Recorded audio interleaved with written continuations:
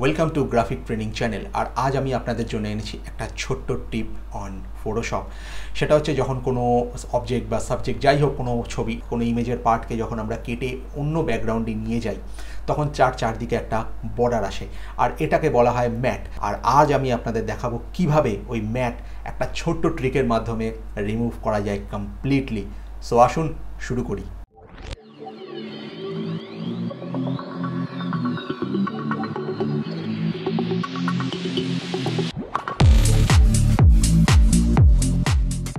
Welcome back. আপনারা আছেন আমার স্ক্রিনে। দেখুন, আমি একটা ইমেজ নিয়েছি, হোয়াইট ব্যাকগ্রাউন্ড আর একটা রেড সার্কেল। দেখুন, এটা পুরো মার্চ করা, আমার কাছে কোনো ব্যাকগ্রাউন্ডও নেই। আমার কাজ হবে এই রেডটাকে তুলে অন্য কোনো ব্যাকগ্রাউন্ডে ম্যানিপুলেট করা। এবার খুব স্বাভাবিক, আমি যখন রেডটাকে কপি করব একটা হোয়াইট বর্ডার আসবে, সেই বর্ডারটাকে আমি রিমুভ করে দেখাবো। তার আগে একটা ছোট্ট জিনিস, আমি যখন 100%-এ কোনো অবজেক্ট ভিউ করছি, মানে কেটে নিয়ে যাওয়ার সমস্যা ততটা হবে না। দেখুন, আপনি যদি সবসময় 100%-এ চেক করেন যে আপনার ছবির কোয়ালিটি কী আছে, 100% কীভাবে করবেন, Ctrl+1। বেস্ট হচ্ছে এখান থেকে আপনি যদি নেভিগেটর অন করেন, উইন্ডো থেকে আপনি পেয়ে যাবেন নেভিগেটরে দেখুন এটা আছে 100%। সো 100%-এ যদি আপনি দেখেন আর যদি কোনো ইস্যু চোখে না পড়ে, দ্যাট মিনস এটা ঠিক আছে। এবার এখান থেকে যখন আপনি এটা বড় করবেন, বড় করলেই দেখুন জিনিসটা পিক্সেলেট হতে আরম্ভ করে। এবার একটা জিনিস মাথায় রাখতে হবে, র্যাস্টার গ্রাফিক্স, মানে ফটোশপে আমরা ফটোর ওপর যা কাজ করি সেটাকে বলা হয় র্যাস্টার গ্রাফিক্স। এই র্যাস্টার গ্রাফিক্স কিন্তু অলওয়েজ পিক্সেল বেসড হয়, আর যখনই আমি জুম করব তখন পিক্সেলগুলো দেখা যায়। আর পিক্সেল কি, পিক্সেল হচ্ছে জাস্ট এই বক্সেসগুলো, এগুলো পিক্সেল। দেখুন, যারা গেম খেলে তারা জানবে, আপনারা যারা এর মধ্যে গেম খেলেছেন, মানে আমি পুরনো গেমের কথা বলছি, যে এই ডস ভার্সনে যেগুলো একসময় ছিল ফ্লপি ড্রাইভ, সেই ফ্লপি ড্রাইভ দিয়ে যে সেই যে গেম খেলা হতো, যেমন ধরুন প্রিন্স অফ পার্সিয়া কি মারিও ব্রাদার্স গেম, যেটা এখনও খুব জনপ্রিয়, বা কন্ট্রা ধরুন।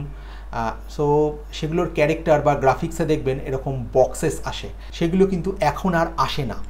কারণ এখন যত ডেভেলপ করেছে, গেমিং ডেভেলপ করেছে, আমাদের টেকনোলজি ডেভেলপ করেছে, আমাদের জিপিইউ ডেভেলপ করে। আর এই ইস্যুটাকে বলা হয় এন্টি এলিয়াজিং, যে এন্টি এলিয়াজিং ডেভেলপ করার জন্য আপনি এখন সেই স্মুথ এফেক্টটা পান, আর সেই এন্টি এলিয়াজিং এখন আছে আমাদের ফটোশপে। সো যার জন্য কি হচ্ছে, দেখুন রেড থেকে আস্তে আস্তে এটা হোয়াইটে স্মুথ হয়েছে। এটাকে বলা হয় এন্টি এলিয়াজিং। না হলে কিন্তু আপনি যাই নিতেন, যদি এই টেকনোলজি না আসতো তাহলে আপনি যাই নিতেন, তাহলে সেটা আপনি এরকম পিক্সেলেটই দেখতেন, মনে হয়তো এরকমই দেখতেন। সে ছোটো করুন আর বড় করুন। সো জিনিসটা যখন খুব শার্প, আমার কোনো ইস্যু নেই, মানে অত সুন্দর করে ফাইন এজে আমাকে কাটতে হবে না, আমি স্ট্রেট নিয়ে নেবো ম্যাজিক ওয়ান্ড টুল। ম্যাজিক ওয়ান্ড টুল কোথায় আছে, এখানে ডাব্লু প্রেস করলে আপনি ম্যাজিক ওয়ান্ড পাবেন, এবং ম্যাজিক ওয়ান্ডের সঙ্গে থাকছে অবজেক্ট সিলেকশন টুল আর কুইক সিলেকশন টুল। আপনি চলে যাবেন ম্যাজিক ওয়ান্ড টুলে আর রেডের উপর ক্লিক করুন, এখান থেকে স্ট্রেট Ctrl+C। আমি একটা ব্ল্যাক ব্যাকগ্রাউন্ড নিয়েছি, এই ব্ল্যাক ব্যাকগ্রাউন্ডে আপনি গিয়ে স্ট্রেট পেস্ট করবেন। দেখুন কোনো ইস্যু তো চোখে পড়ছে না, কিন্তু আপনি যখন জুম করবেন বা 100% বা তার একটু বেশি জুম করবেন, আপনার এই হোয়াইট বর্ডারটা চোখে পড়বে, মানে প্রপার রেড আর ব্ল্যাকটা আপনি পাবেন না। এই জিনিসটাকে আমাকে রিমুভ করতে হবে। আপনার লেয়ার সিলেক্ট থাকবে, যেটাকে আপনি কেটে এনেছেন, আপনি চলে যাবেন লেয়ার থেকে ম্যাটিং থেকে ডিফ্রিঞ্জ। দেখুন, remove black matte, remove white matte, অনেক কিছু পাবেন, কিন্তু এসবে যাবেন না। ডিফ্রিঞ্জ হচ্ছে ও অটোমেটিক করে দেবে জিনিসটা আপনাকে, যেহেতু এটা খুব মাইনর কাজ। দেখুন এখানে আসছে উইডথ আসছে 1। আচ্ছা, একটা জিনিস একটু জুম করে নিই, তাহলে বোঝাতে পারবো।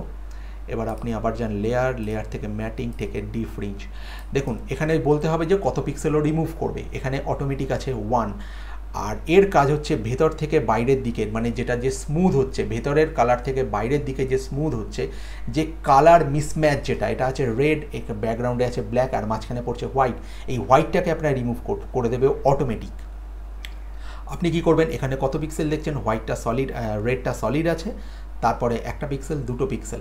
বেস্ট হচ্ছে দুটো পিক্সেল নেবেন না, আমার মতে 3টে পিক্সেল নিন, একটা বেশি নিলে কোনো ক্ষতি নেই। 3 পিক্সেল নিয়ে ওকে করুন।